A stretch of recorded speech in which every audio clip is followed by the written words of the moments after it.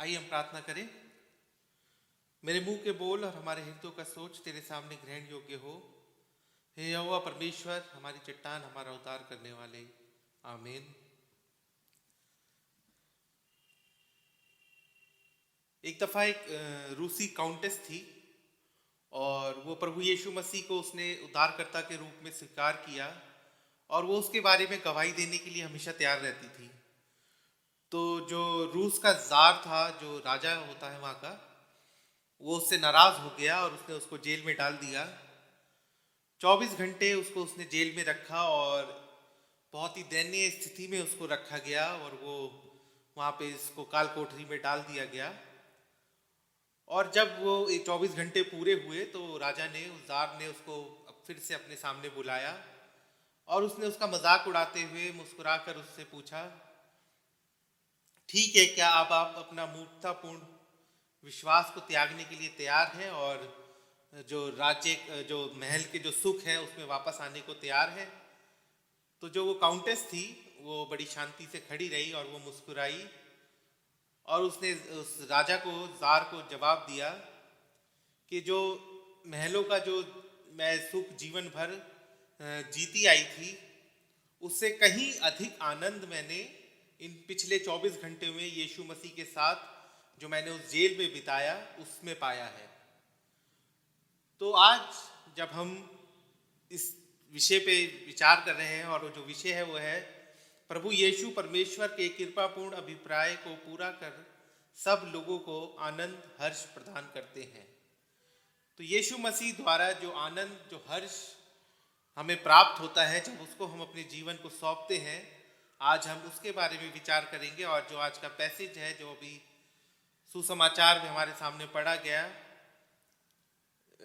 यूहन्ना 2 और उसकी 1 से 12 आयत तक, और वहाँ पे हम देखते हैं कि एक शादी के बारे में है और जिसको हम ये भी कहते हैं कि यीशु मसीह का पहला आश्चर्य कर्म भी उन्होंने वहाँ पे किया था कि वो एक शादी में अपनी गए थे और अपने चेलों के साथ, और उनकी माता भी वहाँ पे मौजूद थी।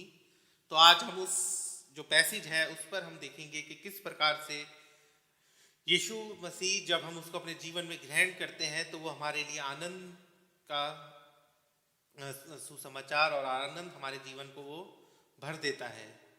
तो सबसे पहले हम देखेंगे कि जो पहली और दूसरी आयत में वहाँ लिखा है, फिर तीसरे दिन गलील के काना में किसी का विवाह था और यीशु की माता भी वहाँ थी। यीशु और उसके चेले भी उस विवाह में निमंत्रित थे। तो सबसे पहली चीज हम देखेंगे कि जहाँ यीशु मसीह है, हम वहाँ पे हमें होना चाहिए या हम अपने आप को वहाँ पे लाने की कोशिश करें। तीसरे दिन, यानी कि तीसरे दिन, जब यहाँ पे लिखा है तीसरे दिन गलील में, तो तीसरा दिन वो था जब यीशु मसीह ने उस अपने पहले चेलों को बुलाया और उसके बाद वो तीसरा दिन जब वो चेलों के साथ वो उस विवाह में निमंत्रित था। तो हम ये देख सकते हैं कि यीशु मसीह और उनकी माता भी वहाँ पे थी। तो वो किसी हो सकता है कि किसी रिश्तेदार की घर में शादी हो या कोई बहुत ही नज़दीकी हो यीशु मसीह और उनके परिवार का, कि उन्होंने, उनकी माता भी वहाँ पे थी और यीशु मसीह भी थे और साथ ही साथ उनके चेलों को भी इनवाइट किया गया था।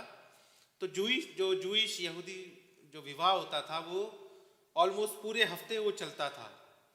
वो एक परेड से शुरू होता था जो लड़की का पिता और लड़की को लेकर वो दूल्हे के घर पे जाते थे और वहाँ पे वो शादी होती थी और खूब सेलिब्रेशन होता था।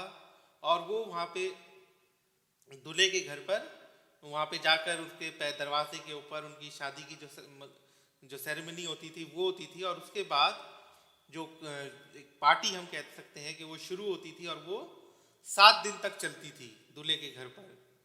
और वो पूरे हफ्ते वहाँ पे खूब खाना पीना होता था, लोग पार्टी करते थे और वो इस तरह से वहाँ उस समय शादियाँ हुआ करती थी। और हम यीशु मसीह के बारे में भी अगर हम देखते हैं और हम उसको जितना जानते हैं कि यीशु मसीह को जो सामाजिक इवेंट्स होते थे या जो लोगों के साथ मिलना जुलना, वो उनको बहुत पसंद था। और हम अक्सर देखते हैं कि यीशु मसीह लोगों के बीच में रहना पसंद करते थे और लोग उनके साथ रहना पसंद करते थे, समय बिताना पसंद करते थे। इसी कारण जो जो शास्त्री थे, जो फरीसी थे, वो चिढ़कर एक दफ़ा वो यीशु मसीह पे इल्ज़ाम भी लगाते हैं कि खाने पीने वाला व्यक्ति है। और उनको जब यीशु मसीह जवाब देता है मत्ती 11:18-19 में, क्योंकि यूहन्ना ना खाता आया ना पीता, और वह कहते थे कि उसमें दुष्ट आत्मा है। मनुष्य का पुत्र खाता पीता आया, और वो कहते हैं देखो पेटू और पियक्कड़ मनुष्य, महसूल लेने वालों और पापियों का मित्र, पर ज्ञान अपने कामों से सच्चा ठहराया गया। तो वो यीशु मसीह पर ऐसे इल्ज़ाम भी लगाए गए कि उसको खाना पीना पसंद था, वो लोगों के साथ बैठता था, खाता था, पीता था, तो उस पर ऐसे इल्ज़ाम लगाते थे। और यही चीज़ जो यीशु मसीह को लोगों के साथ मिलना जुलना उनको पसंद था। तो यहाँ पे हम देखते हैं और हम सीख सकते हैं कि यीशु मसीह जो, अगर हम आत्मिक रूप में देखें, तो अगर हम यीशु मसीह को अपने जीवन में ग्रहण करते हैं और उसके शिक्षाओं पर चलते हैं, तो उससे बड़ा हमारे लिए आनंद की कोई बात नहीं है। वो उससे हमारे जीवन में आनंद आता है, आनंद से हमारा जीवन भर जाता है। और अगर हम भजन संहिता 16:11 में पढ़े तो वहाँ लिखा है, तू मुझे जीवन का रास्ता दिखाएगा, तेरे निकट आनंद की भरपूरी है, तेरे दाहिने हाथ में सुख सर्वदा बना रहता है। तो जब हम यीशु मसीह के निकट होते हैं, यीशु मसीह को अपने जीवन में लेते हैं, तो हमें भरपूरी से आनंद मिलता है और सदा हमारे जीवन में सुख बना रहता है। आत्मिक सुख और आत्मिक आनंद के बारे में यहाँ पे हम ज़्यादा देखते हैं, क्योंकि हम अंदर से जब हम आत्मिक तौर पर अपने परमेश्वर में खुश होंगे, हमारे अंदर खुशी होगी, तो हमारा जो भारी जीवन भी होगा वो उससे वो खुशी जो है वो छलकेगी। और नेमिया 8:10 में हम पढ़ते हैं, क्योंकि यहोवा का आनंद तुम्हारा दृढ़ है। तो जब हम परमेश्वर में आनंदित होते हैं, परमेश्वर को नज़दीकी में होते हैं, परमेश्वर के ज्ञान में होते हैं, तो हमारा जीवन आनंद से भर जाता है। फिर दूसरी चीज़ हम देखते हैं 3 और 4 आयत में, वहाँ लिखा है, जब दाख रस घट गया तो यीशु की माता ने उससे आके कहा, उनके पास दाख रस नहीं रहा। यीशु ने उससे कहा, हे महिला, मुझे तुझसे क्या काम, अभी मेरा समय नहीं आया। तो 3 और 4 आयत में हम देखते हैं कि हमें अपनी जो ज़रूरतें हैं या जो हमारी जीवन की जो ज़रूरतें हैं उनके बारे में हमें पता होना चाहिए, और हमें ये पता होना चाहिए कि वो कहाँ पे वो पूरी होंगी। तो यीशु मसीह की जो माता मरियम थी, वो आई यीशु मसीह के पास एक प्रॉब्लम लेकर कि दाख रस ख़त्म हो गया है। और ये उस समय जब जूइश जो शादियाँ होती थी, उसमें जब ये इनका 7 दिन का जब उनके पार्टी चलती थी, फंक्शन चलते थे, तो उसमें अगर जो दाख रस है अगर वो घट जाता था, ख़त्म हो जाता था, तो वो परिवार के लिए, खासतौर पर उस लड़के के परिवार के लिए, क्योंकि वो उसकी जिम्मेदारी होती थी, तो उनके लिए एक बहुत ही शर्म की बात हो सकती थी, बेइज्जती की बात हो सकती थी। और ऐसी चीज़ लोग जीवन भर याद रखा करते थे कि फलाने की शादी में हम गए थे और वहाँ पे दाख रस ख़त्म हो गई थी। अगर हम आज के कॉन्टेक्स्ट में देखें, तो अगर आज मेनली अगर क्रिश्चियन शादी में अगर मीट ख़त्म हो जाए या बिरयानी ख़त्म हो जाए, जिसका अक्सर पादी साहब जिक्र करते हैं कि अगर बिरयानी ख़त्म हो जाए, तो वो जो जिन लोगों को नहीं मिली होती, वो जीवन भर उस चीज़ को याद रखते हैं कि हम उस व्यक्ति की घर में, हम शादी में हम गए थे और हमें वहाँ पे बिरयानी खाने को नहीं मिली, बिरयानी ख़त्म हो गई थी उनकी शादी में। तो कुछ इसी तरह से जब दाख रस ख़त्म हो जाती थी, तो वो लोगों के लिए, उस परिवार के लिए बहुत ही शर्म की बात होती थी और उनको बहुत नीचे उससे देखा जाता था। तो जब मरियम यीशु मसीह के पास आई और उन्होंने इस बात के लिए रिक्वेस्ट करा कि दाख रस ख़त्म हो गई, तो एक तरह से हम कह सकते हैं कि उस शादी का जो आनंद था वो ख़त्म हो गया था। जो आनंद लोग वहाँ पे उठा रहे थे, और जैसा कि उन लोगों के लिए जो एक दाख रस होती थी, एक बहुत ही ज़रूरी चीज़ होती थी, तो वो जब ख़त्म हो गई, तो एक तरह से हम कह सकते हैं कि उस विवाह का जो आनंद जो था वो ख़त्म हो गया। और वही आनंद को दोबारा लाने के लिए जो मरियम थी, वो उन्हें पता था इसका हल कौन दे सकता है, तो वो सीधा यीशु मसीह के पास आई और उन्होंने आकर उनसे रिक्वेस्ट की। फिर हम 4 आयत में देखते हैं, वहाँ पे हम देखते हैं कि यीशु मसीह उनसे कहता है, हे महिला, मुझे तुझसे क्या काम, अभी मेरा समय नहीं आया। तो जब यीशु मसीह उनको हे महिला कह के पुकारते हैं, बोलते हैं, तो कोई ये हम कह सकते हैं कोई हार्श वर्ड नहीं था, कि ऐसी कोई इंसल्ट वाली चीज़ नहीं थी कि वो अपनी माँ को हे महिला कह के पुकार रहे हैं। या इंग्लिश में हम देखते हैं तो वहाँ लिखा है वुमन। वो उस समय हम जैसे फिर से मैं कहता हूँ कि उस समय वो एक इज्जत देने के लिए यूज किया जाता था किसी व्यक्ति औरत को या किसी महिला को, तो उसको इस तरह से इज्जत से पुकारने के लिए भी के लिए वो यूज करते थे। और वो साथ ही साथ यीशु मसीह ये भी कहते हैं कि मेरा समय अभी नहीं आया है। तो यानी कि यीशु मसीह ये बता रहे हैं कि मेरा जो सेवकाई है जिसके लिए मैं आया हूँ वो परमेश्वर के लिए है, ना कि दुनियावी चीज़ों के लिए है। और एक तरह से हम ये भी देख रहे हैं कि वो जो सार्वजनिक जब उन्होंने अपनी सेवकाई शुरू करी, सार्वजनिक जीवन शुरू करा, अपनी मिनिस्ट्री शुरू करी, तो वो इस समय से वो जो अपने माता है उनसे वो अपना जो एक रिश्ता है वो एक तरह से अलग कर रहे हैं, को तोड़ रहे हैं और उनसे दूरी बना रहे हैं, क्योंकि वो अब परमेश्वर का काम करना शुरू कर रहे हैं जिसके लिए परमेश्वर ने, उसके स्वर्गीय पिता ने उनको भेजा था। और ये काम उन्होंने अपनी 12 वर्ष की आयु से ही शुरू कर दिया था। जब हम देखते हैं कि जब वो उस मंदिर में गए थे और वहाँ पे जब वो खो गया और फिर उसके माता पिता वापस आकर उनको ढूंढा, तो उन्होंने उनको ये जवाब दिया, उसने उनसे कहा, तुम मुझे क्यों ढूंढते थे? क्या नहीं जानते थे कि मुझे अपने पिता के भवन में होना अवश्य है? परंतु जो बात उसने उनसे कही वह उसको नहीं समझे। तो यीशु मसीह ने उस समय भी उनको ये इंडिकेशन दिया था और अभी भी वही यही कह रहे हैं कि हे महिला, तुझे मुझसे क्या काम, मेरा समय अभी नहीं आया है। क्योंकि यीशु मसीह ने अपनी जो जीवन थी, जो अपना मिनिस्ट्री था, जिस काम के लिए परमेश्वर ने उनको भेजा था वो शुरू कर दिया था।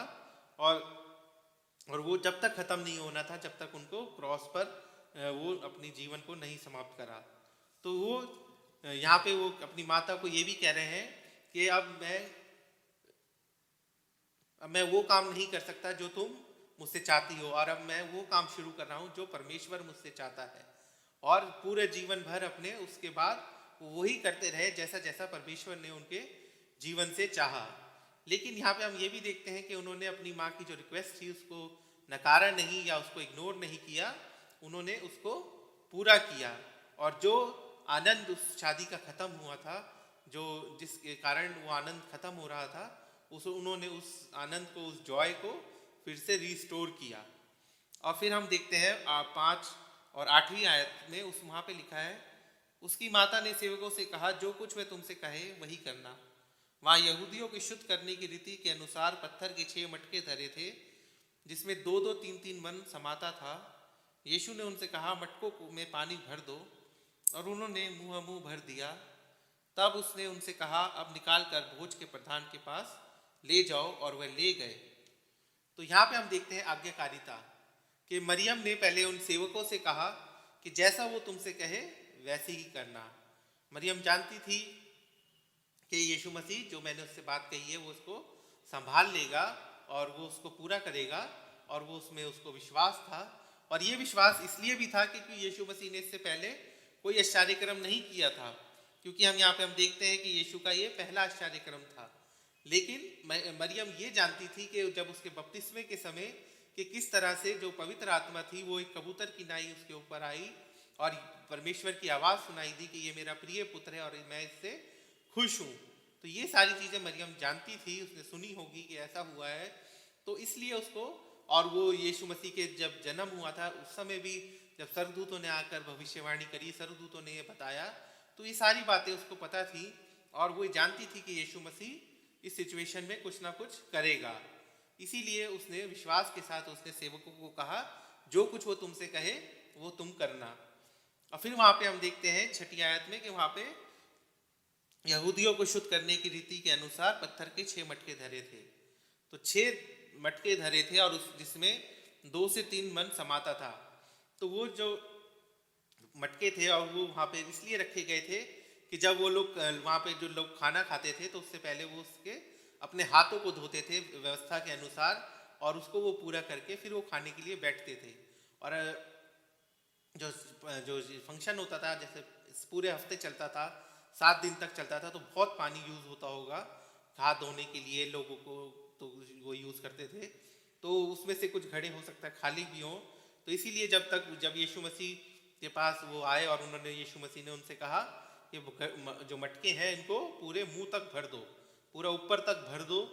और ऐसा करने के लिए उनको हो सकता है बहुत मेहनत करनी पड़ी हो, कुएं के कई चक्कर लगाने पड़े हों, लेकिन जो सेवक भी थे वो भी चुपचाप वही करना शुरू उन्होंने कर दिया जो यीशु मसीह ने उनसे कहा था। और जब वो पूरा ऊपर तक भर गए तो यीशु मसीह ने उनसे क्या कहा कि जाओ और ये भोज के प्रधान को दो, ले जाकर आप निकाल कर भोज के प्रधान के पास ले जाओ। तो उन्होंने इस आज्ञा को भी माना। वो ये सब जानते थे कि ये पानी कहाँ पे उन्होंने भरा है और ये पानी जो घड़ों में भरा है वो पानी किस लिए यूज होता है। लेकिन जब यीशु मसीह ने उनसे कहा कि जाओ और इसे भोज के प्रधान को दो, तो वो बगैर किसी विवाद के या बगैर किसी क्वेश्चन के वो सीधा ले जाकर उन्होंने वैसे ही उस पानी को उनको दिया। तो जब हम अपने जीवन में देखें, जब हम चाहते हैं कि हमारे जीवन में भी आनंद हो, खुशी हो और यीशु मसीह के आनंद में हम लोग परिपूर्ण हो, तो हमें भी आज्ञा माननी है। जो आज्ञाएं हमें बाइबल में मिलती हैं, जो आज्ञाएं हमें यीशु मसीह के द्वारा दी गई हैं, उन आज्ञाओं को हमें मानना है, उसकी शिक्षाओं को हमें मानना है। और जब हम उसकी संगति में होते हैं तो हम जब हम इन आज्ञा को मानते हैं और संगति में रहते हैं तो हमें आनंद प्राप्त होता है। और जो हम उसकी संगति से बाहर होते हैं तो हम दुनियावी चीज़ों से तो खुश हो सकते हैं, लेकिन अंदरूनी रूप से, आत्मिक रूप में वो आनंद हमारे पास नहीं होगा, क्योंकि हम जानते हैं कि जो अभी हम दुनियावी आनंद प्राप्त कर रहे हैं वो कैसे प्राप्त कर रहे हैं। उसके लिए हमने क्या क्या दुष्ट काम किए हैं या क्या क्या हमने लोगों को कैसे कैसे धोखा दिया है, कैसे कैसे लोगों को बेवकूफ़ बनाया है। और उस जो हमें रुपया पैसा मिला है और जिसको कई लोग असली आनंद सोचते हैं कि हमारे पास जितना पैसा हो उतने ही हम खुश होंगे, लेकिन जो अंदरूनी रूप से, आंतरिक रूप से जो हमारे अंदर दुख होता है, हमारे अंदर तकलीफ होती है या हमारे अंदर अनसिक्योरिटी होती है कि हमारा जो पैसा है ख़त्म हो जाएगा या कोई और न चुरा ले, ये सारे टेंशन हमारे दिमाग में भरी रहती है।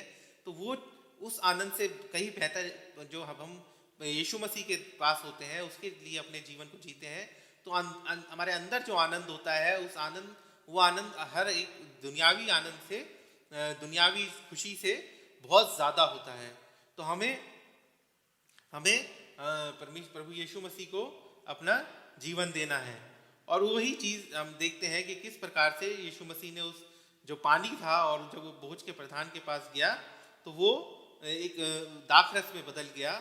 और वो दाखरस ऐसा दाखरस था जो सबसे बढ़िया उसको लगा। तो हम 9वीं और 10वीं आयत में पढ़ते हैं, वहाँ लिखा है, जब भोज का प्रधान ने वे पानी को चखा जो दाखरस बन गया था और नहीं जानता था कि वह कहाँ से आया है, परंतु जिन सेवकों ने पानी निकाला था वे जानते थे, तो भोज के प्रधान ने दूल्हे को बुलाकर कहा, हर एक मनुष्य पहले अच्छा दाखरस देता है और जब लोग पीकर छक जाते हैं तो मध्यम देता है, परंतु तूने अच्छा दाखरस अब तक रख छोड़ा है। तो जब हम यीशु मसीह में होते हैं तो हमें चौथी चीज़ हम देखते हैं कि हम बेस्ट होते हैं। तो इसी तरह से जब यह देखते हैं कि यूजुअली जब लोग शादी शुरू होती थी तो सबसे अच्छी वाली जो दाखरस होती थी वो लोगों को दी जाती थी, ताकि वो उनका इम्प्रेशन उनके ऊपर पड़े कि लोग ये तारीफ करें कि अरे वाह कितनी अच्छी दाखरस इन्होंने हमें पिला रहे हैं। तो इसीलिए वो जो भोज का प्रधान था वो आके दूल्हे से शिकायत करता है कि तूने जो सबसे अच्छी दाखरस थी वो अब तक क्यों रख छोड़ी, तूने ये पहले क्यों नहीं दी, ताकि लोगों में तुम्हारा इम्प्रेशन अच्छा बनता और लोग जब सबसे पहले, उसके बाद तुम चाहे जो पहले हल्की वाली थी वो देनी चाहिए थी। लेकिन वो नहीं जानता था कि वो दाखरस कहाँ से आई है, और वो जो पानी था उसको यीशु मसीह ने दाखरस में बदल दिया और जो सबसे बेस्ट था। उसी तरह से जब हम अपने जीवन को प्रभु यीशु को देते हैं तो हमें भी वो सबसे बेस्ट में बदल देता है, सबसे अच्छी चीज़ अच्छे में बदल देता है, हमारे जीवन को एकदम बदल कर हमें सबसे बेस्ट बनाता है। और वो ये चाहता है कि हम उसके जीवन हमारा जो हो वो सबसे बढ़िया हो, सबसे बेस्ट हो। हम उसकी नज़र में हमें सबसे बेस्ट बनना है तो हमें उसको अपने जीवन में ग्रहण करना होगा। कई लोग ये सोचते हैं कि अगर मैं यीशु मसीह की नज़र में मेरा दूसरा नंबर भी हो या तीसरा या 100वां, अगर 50वां 100वां या 200वां नंबर भी हो तो मेरे लिए बहुत है। लेकिन हमें यीशु मसीह चाहता है कि हम सबसे बेस्ट बने, हम सबसे आगे रहें। वो जब हम बेस्ट बनते हैं तो जो आनंद हमें मिलता है वो सबसे अच्छा आनंद है या सबसे जो कीमती चीज़ हमारे जीवन में ये हो सकती है। तो बाइबल हमें बताती है कि हम मिट्टी के पात्र हमें कहती है, हम बाइबल में जब पढ़ते हैं तो हमें वही जिस तरह से वो मिट्टी के घड़े थे और उसको उसमें पानी भरा गया और वो बेस्ट दाखरस बन गई, उसी तरह से जब हम प्रभु यीशु की शिक्षा में भरपूर होते हैं, यीशु को अपने जीवन में लेते हैं, तो हम भी उस उतने ही अंदर जो हमारे अंदर की जो चीज़ें हैं वो हमारे अंदर बेस्ट होगी, और ना कि हमारे जीवन में ऐसी चीज़ें होंगी जो हम हमारे अंदर दुख या हमारे अंदर जो परमेश्वर से दूर होने का डर है वो पैदा करती हैं। तो हमारे अंदर जब हम खाली होते हैं, हमें अपने आप को खाली करना है, हमें अपने आप को खाली करना है अपनी ज़रूरतों से, हमें खाली करना है अपनी कड़वाहट से, अपराधों से, अपने दुख से, हमारे अंदर जो नाराज़गी है दूसरों के प्रति, हमारे अंदर जो स्वार्थी जीवन है कि हमारा ही भला हो, बाकी चाहे लोगों को कुछ भी नुकसान होता रहे। तो ये सब चीज़ों से हमें अपने आप को खाली करना है और अपने अंदर प्रभु यीशु मसीह को आने देना है। जब हम उसको आने देंगे तो हमारे जीवन की सारी करवाहट, हमारे जीवन के सारे अपराध, हमारे जीवन की सारी नाराज़गी, जो हमारा स्वार्थी जीवन है वो सब खत्म हो जाएगा और हम लोगों में हमारा जो जीवन होगा वो आनंद से भर जाएगा।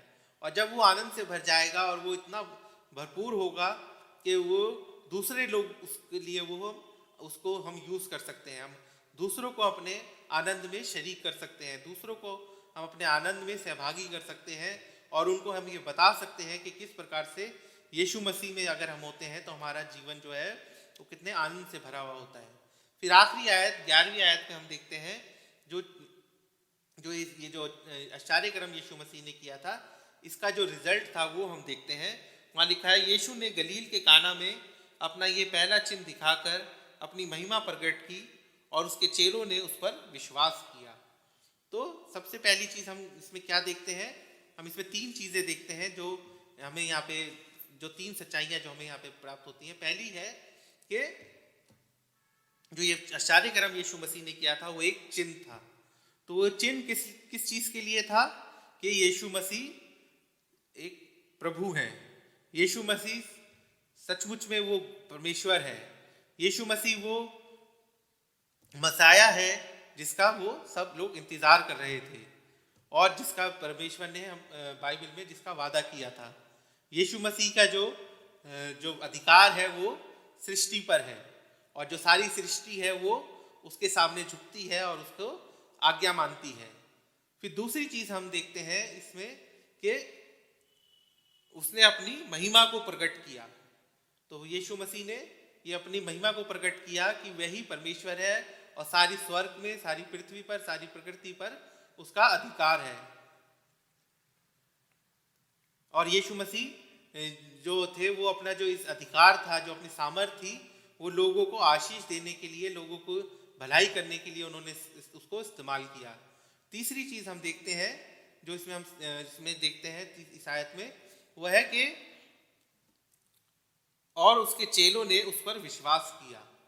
तो ये जो चेले यीशु मसीह के पीछे आए थे, जो यीशु मसीह ने चुने थे और जिन्होंने अपने जीवन यीशु मसीह को दिया था, उनके लिए ये एक और उनके सामने जो यीशु मसीह ने आश्चर्य कर्म किया, तो उनके लिए उसके अंदर विश्वास के लिए और उसको अपना प्रभु मानने के लिए उनको और ज़्यादा उनको इंश्योरेंस मिला कि सचमुच में ये मसीहा है, यीशु मसीह परमेश्वर है, परमेश्वर का बेटा है।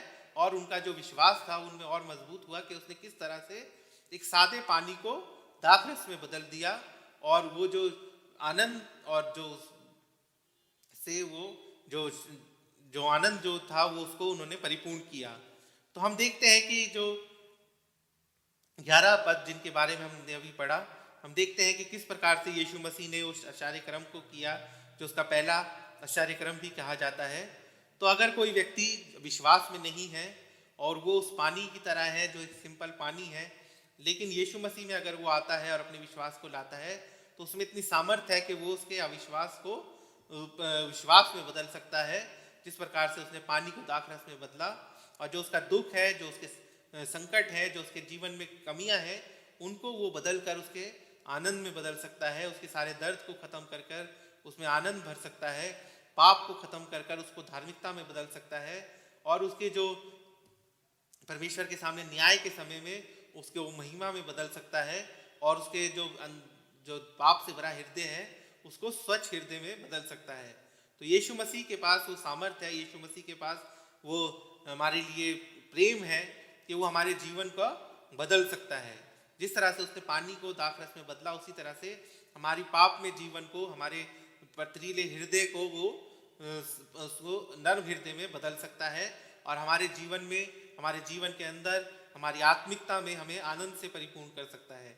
अंत में मैं एक आयत पढ़कर खत्म करूंगा जो पहला पतरस 1:8 और 9 में हम पढ़ते हैं। वहाँ लिखा है, उससे तुम बिना देखे प्रेम रखते हो और अब तो इस पर बिना देखे भी विश्वास करके ऐसे आनंदित और मगन हो जो वर्णन से और भार और महिमा से भरा हुआ है, और अपने विश्वास का प्रतिफल अर्थात आत्माओं का उद्धार प्राप्त करते हो। तो जब हम उसको बगैर देखे, हमने उसको नहीं देखा और हम उस पर विश्वास करते हैं, और हम जब उस पर विश्वास करते हैं तो हम आनंदित होते हैं, मगन होते हैं, जो वर्णन से भार है, और हम उसकी महिमा करते हैं।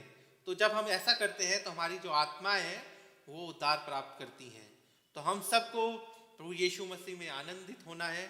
हम सबको प्रभु यीशु मसीह में अपने जीवन की जो कमियां हैं उनको पूरा करना है।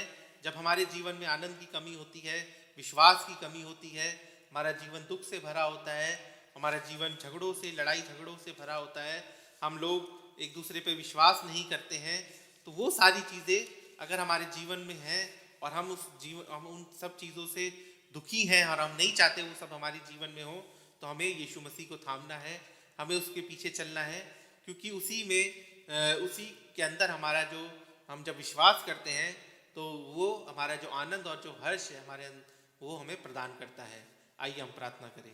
हे सर्वशक्तिमान दयालु परमेश्वर, धन्यवाद करता हूँ आज के वचन के लिए। परमेश्वर धन्यवाद करता हूँ कि आपने हम सबको ये मौका दिया कि हम आपके वचन को सुन सके। परमेश्वर तो हम सबको इस वचन के द्वारा परमेश्वर हमारा मार्गदर्शन कीजिए, ताकि हम प्रभु यीशु मसीह को अपने जीवन में जगह दें, हम उसको अपने जीवन में लेकर आए, आमंत्रित करें परमेश्वर, ताकि हमारा जीवन आनंद और खुशी में परिपूर्ण हो। परमेश्वर तो हम सबके साथ होइए, अपने ज्ञान में, अपने वचन में आगे बढ़ाइए और हमारा मार्गदर्शन कीजिए। प्रार्थना आपके प्यारे बेटे खुदा यीशु मसीह के नाम से मांगते हैं, आमीन।